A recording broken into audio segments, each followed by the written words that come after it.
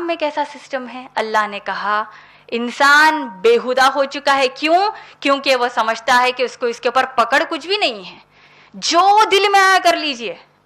جھوٹ بولیے آپ کو جیل نہیں ہوگی, غیبت کریے آپ کو چالان نہیں ماریں گے کوئی بھی, آپ دین کا کام نہیں کریں گے آپ کو پھانسی کی سزا نہیں سنائی جائے گی, آپ اللہ کا تعارف لوگوں میں بیان کرنے کی کوشش نہیں کریں گے, اپنے بچوں کو اللہ کا تعارف نہیں دیں گے, اللہ کے تعارف کو اپنے گھر میں عام نہیں کریں گے, کون پکڑ کر لے کر جائے گا آپ کو؟ کوئی بم پھوڑے گا آپ کے گھر پر؟ کچھ نہیں ہوگا آپ کو.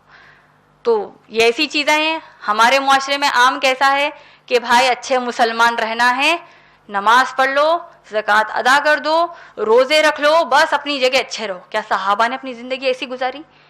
خدیجہ رضی اللہ تعالیٰ عنہ نے اپنی زندگی ایسی گزاری؟ ابو بکر صدیق رضی اللہ تعالیٰ عنہ نے اپنی زندگی ایسی گزاری؟ نہیں. تو آج ہم کو اگر کہہ دیا جائے کہ اللہ کے دین کی دعوت میں, اللہ کے دین کی دعوت دینے والے بنو, ہم میں سے ہر ایک پر فرض ہے میری بہنوں, ہر مسلمان پر فرض ہے اللہ کے دین کی دعوت دوسروں کو دینا, خود عمل کرنا, دوسروں کو دینا. لیکن ہماری مصروفیات ہیں. سوچئے 2 پیسے کی دنیا کے لیے آج ہم اللہ کے دین کو چھوڑ رہے ہیں. نہ صرف خود چھوڑ رہے ہیں, دین کی تعلیمات کو چھوڑ رہے ہیں, دوسروں کو بھی گمراہ کرنے کے کا باز بن رہے ہیں. اللہ ہماری حفاظت کرے. پکڑ نہیں ہے نا, کون پکڑے گا یہاں پہ؟ غیبت کرو, چغلی کرو, اپنی آڑی ٹیڑھی صورتیں بنا کر تصاویر ڈالیے انسٹاگرام پر, فیس بک پر, واٹس ایپ پر, جانوروں کی صورت بنا کر بھی ڈال دیتے ہیں. واہ واہ پوری دنیا کرتی ہے, خود کئی ماں باپ کرتے ہیں. تکلیف نہیں ہوتی کہ میرے بچے نے اپنی جو بے حجاب تصویر ڈالی ہے, بلکہ بڑے خوش ہوتے ہیں, خود لائک کرتے ہیں اس کو, خود شیئر کرتے ہیں. ہماری دنیا کیسی ہو چکی ہے؟ جو سوشل میڈیا پر ڈال دیا. کہیں کچھ کھانے کو جا رہے ہیں تو اس کی فوٹو, کہیں گھومنے کو جا رہے ہیں تو وہاں پر سیلفی. یعنی یہ ایک دھوکے کی زندگی جو اللہ نے اس دنیا کی زندگی کو کہا ہے, ہم یہ دھوکہ پھیلاتے جا رہے ہیں. ایک لائک چاہیے, مجھے چاہیے کوئی بتائے کہ میں اچھی ہوں, مجھے چاہیے لوگ بتائیں مجھے کہ دیکھو میں کتنی اچھی ہوں. تو آج یہ ہماری دنیا ایسی ہو گئی ہے. غیبت کر لیجئے کوئی پکڑ نہیں ہے, چغلی کر لیجئے کوئی پکڑ نہیں ہے. آپ آج ہماری کئی مسلمان بہنیں, اللہ حفاظت کرے, جس کے بوائے فرینڈ سے, کئی مسلمان بچے ہیں جس کی گرل فرینڈ ہے, اور یہ بڑا عام ہے ہمارے معاشرے میں. کوئی جگہ بیٹھ کر پوچھ لے کہ کیا ہے آپ کی, تو کہیں گے نہیں نہیں ہم تو ایسے نہیں, ہم تو بڑے نیک ہیں. لیکن ہمارے مسلمان کالجز کی بچیاں اس بات کی یہاں پر آ کے گواہی دیتی ہیں کہ مسلمان بچیاں کہتی ہیں کہ ہاں میرا بوائے فرینڈ ہے, بچے اپنی جگہ کہتے ہیں کہ ہاں میری گرل فرینڈ ہے. عام چیزیں ہیں. اسی اعتبار سے اب آپ ایک ایک اپنے گناہ کو معلوم کر کے دیکھ لیجئے. کیوں ہو رہا ہے گناہ؟ کیونکہ اس کے اوپر پکڑ کچھ بھی نہیں ہے.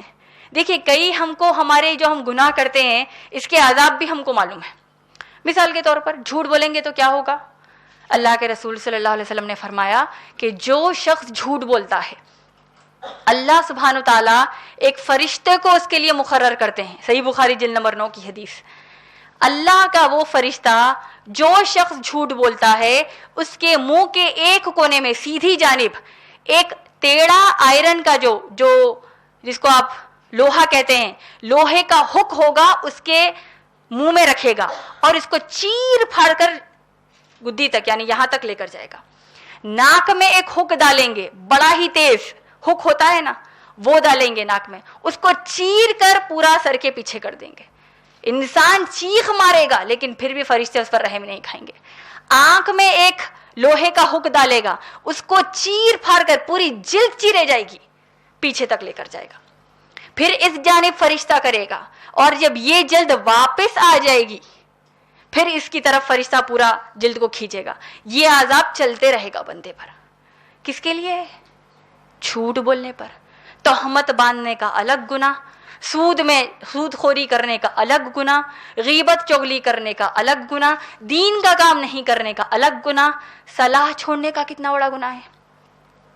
آج ہی مجھے ایک بہن نے کہا کہ آج جو ایگزام سیزن چل رہا ہے, امتحانات چل رہے ہیں بچوں کے, ماشاءاللہ اسکول کے, کالج کے, الگ الگ ایگزامز چل رہے ہیں, تو پتہ چلا کہ ہماری ایک مسلمان گھرانے میں, اللہ حفاظت کرے کتنے گھرانے ہمارے ایسے ہیں کہ بچہ رات تمام پڑھتا رہا, اپنے امتحانات کے لیے پڑھ رہا ہے, فجر کے قریب سو گیا, اور والدین نے سوچا تک نہیں کہ بچہ इम्तिहानात में तो पढ़ रहा है, इतनी मेहनत कर रहा है, सलाह कैसे छोड़ेगा? नहीं, उठाया तक नमाज के लिए। और बच्चे को भी ये तरबियत मिल गई कि ठीक है, असल इम्तिहान ये है, सलाह छोड़ देंगे चल जाएगा। जबकि आप जानते हैं जितने अजाब सलाह के ऊपर कुरान और अहादीस में आए हैं, इब्ने मसूद रजी अल्लाह ताला अन्हु और दीगर सहाबा का कौल है कि ये अजाब नमाज छोड़ने पर नहीं, देर से पढ़ने पर है। उमर रजी अल्लाह ताला अन्हु, जब उमर रजी अल्लाह ताला अन्हु को फेरूज अबू लुलू ने जब खंजर से मारा, फजर की नमाज अल्लाह के नबी सल्लल्लाहु अलैहि वसल्लम के प्यारे सहाबी उमर रजी अल्लाह ताला अन्हु इमामत कर रहे हैं। सहाबा आज जैसा हम नमाज पढ़ते हैं वैसे नमाज नहीं पढ़ते, कांधे से कांधा, पैर से पैर मिलाकर एकजुट होकर नमाज पढ़ रहे हैं। फेरोज अबू लुलू आया, आकर उमर रजी अल्लाह ताला अन्हु को खंजर से जोर से वार किया, और जब वार किया तो जब भागने की वो कोशिश किया तो उसने तकरीबन 4 से 5 सहाबा को मार कर निकला, उसने जख्मी कर दिया सहाबा को। क्यों? क्योंकि पैर से पैर, कांधे से कांधा मिलाकर ऐसे खड़े थे सहाबा। और जब उमर रजी अल्लाह ताला अन्हु मौत से पहले थोड़ा बेहोश हो चुके थे, जब होश में आए, सहाबा से क्या कहा आप जानते हैं? सहाबा से कहा, तुम में से कौन है जिसने नमाज को तोड़ा क्योंकि मुझ पर हमला किया गया? सहाबा देखिए, कुछ जब ऐसा कुछ अमल हो जाए तो हम तो बड़े परेशान हो जाते हैं, लेकिन सहाबा का ईमान देखिए। उमर रजी अल्लाह ताला अन्हु, किसी ने नमाज नहीं तोड़ी, आपको जैसे ही यह हमला हुआ एक सहाबी ने आगे बढ़े और नमाज की इमामत कर दी। उमर रजी अल्लाह ताला अन्हु कहते हैं, अल्लाह की कसम अगर तुम लोग नमाज तोड़ते तो तुमको फिर से कलमा पढ़ाता। वहां नमाज तोड़ने की बात चल रही है, यहां तो नमाजें छोड़ रहे हैं हम। वहां तोड़ी तो इतनी बड़ी बात उमर रजी अल्लाह ताला अन्हु ने कही, यहां तो हम छोड़ रहे हैं। कितना बड़ा गुनाह है मेरी बहनों, और कितनी आसानी से एक 2 पैसे की शॉपिंग के लिए, 2 पैसे की दावत के लिए, देख 2 पैसे की हमारे घर के अलग अलग मसरूफियात में, इम्तिहानात में, दुनिया के 2 कौड़ी के इम्तिहानात के लिए आज हम सलाह को छोड़ रहे हैं। अल्लाह के रसूल सल्लल्लाहु अलैहि वसल्लम ने फरमाया कि चंद जन्नती ऐसे होंगे जब वो आपस में गुफ्तगू करते हैं तो एक अल्लाह के नेक बंदे के बारे में बात करते हैं कि देखिए हम तो जन्नत में आ गए, वो अल्लाह का नेक बंदा कहाँ है? वो बड़ी अच्छी तबीयत का था, बड़ी नेकियां करता था, रोजे रहता था, ज़कात देता था। अलग अलग उस नेक शख्स की बात करना जन्नती शुरू कर देते हैं और सोचते हैं कि वो तो हमको जन्नत में नजर नहीं आता। फरिश्तों से पूछते हैं, फरिश्तों से बात होती है। बहरहाल अल्लाह की तरफ से एक इजाजत मिलती है कि बताएं कि वो नेक शख्स को जो ढूंढ रहे हैं वो कहाँ पर है क़यामत में। फरिश्ते उसको जहन्नम की कोने तक लेकर जाते हैं। जहन्नम एक बहुत बड़ी पिट की तरह है, बहुत बड़े बॉडी की तरह है। उस जहन्नम के बिल्कुल करीब छोड़ देते हैं उन जन्नतियों को और देखते हैं कि देखो तुम्हारे साथी की तुम बात कर रहे हो वो इतनी अंदर जहन्नम में है। वो जन्नती परेशान हो जाते हैं कि इतना नेक शख्स जहन्नम में अपने अहलो अयाल के साथ है, बीवी बच्चों के साथ है। और जब जन्नतियों को अल्लाह की तरफ से एक मौका मिल जाता है कि पूछ ले कि इतना नेक दुनिया में था तो फिर तू जहन्नम में कैसे आ गया, जहन्नम का मुस्तहिक कैसे हो गया? तो वो शख्स जहन्नम से कहता है कि ऐ मेरे प्यारे दोस्त, मैंने इस जिंदगी में ना खुद नमाज की पाबंदी की, ना अपने खानदान को नमाज की पाबंदी पर उभारा, नमाजों को छोड़ा। तो हो क्या रहा है आज? अलग अलग गुनाहों पर आप जायजा लीजिए। कल्ला इन्नल इंसान ला यतगा, इंसान बड़ा बेहुदा हो चुका है, बड़ा सरकश हो चुका है, बड़ा अपनी हदों को पार कर रहा है। क्यों कर रहा है? अर्राअहु इस्तगना, क्योंकि उसको लगता है कि इसके ऊपर पकड़ नहीं है, जो दिल में आया कर लो। यहाँ पर आज हम एक एग्जाम लिखते हैं क्योंकि आपको एक अकीदा है कि उसका नतीजा आने वाला है। यहाँ पर क्या होने वाला है? जो दिल में आया कर लो। यहाँ पर तो कोई नतीजा आने वाला है नहीं। इसका हल क्या है? सूरह अलग की आयत नंबर 8, तीसरी आयत हमारे दरस कुरान की। अल्लाह ने कहा इन्ना इला रब्बिका रुजा, इसको बेशक अपने रब के तरफ लौट कर जाना है। ये जो हमारी घटिया सोच है, जो आज हम बेहुदा बन चुके हैं इस वजह से कि इसके ऊपर पकड़ नहीं, जो दिल में आ कर लो, इस बेहुदगी से बचना है तो एक ही चीज याद रखिए।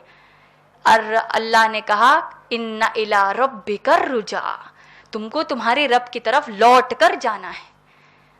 آپ ٹھنڈے دل سے سوچئے, یہ چیز ہم دن میں کتنی بار سوچتے ہیں. سیرت سے تو ہم کو بے شمار دعائیں ملتی ہیں اس کے تعلق سے. نیند میں سے اٹھتے کیا دعا پڑھتے ہیں؟ الحمدللہ الذی احیانا بعد ما اماتنا والیہ النشور. اللہ نے حیات دی موت کے بعد, اور ہم سب کو اللہ کی طرف جانا ہے, قیامت آنے والی ہے. نیند سے بیدار ہوتے ہی ہم آخرت کو یاد کر رہے ہیں. سواری کی دعا میں آخرت کو یاد کر رہے ہیں. سونے سے پہلے کی دعا میں آخرت کو, موت کو یاد کر رہے ہیں. تو رب کی طرف لوٹ کر جانے کا تصور ہر وقت ہم کو رہا تو ہم بےہودے پن سے نکل جائیں گے. ہر وقت رہنا ہے.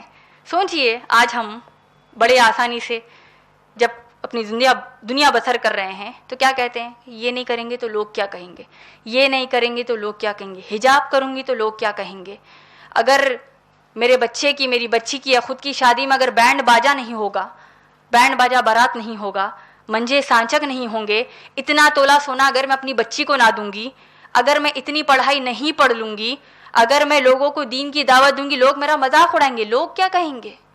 ہر بات پہ دیکھیے ہمارا آج کا سوال ہوتا ہے.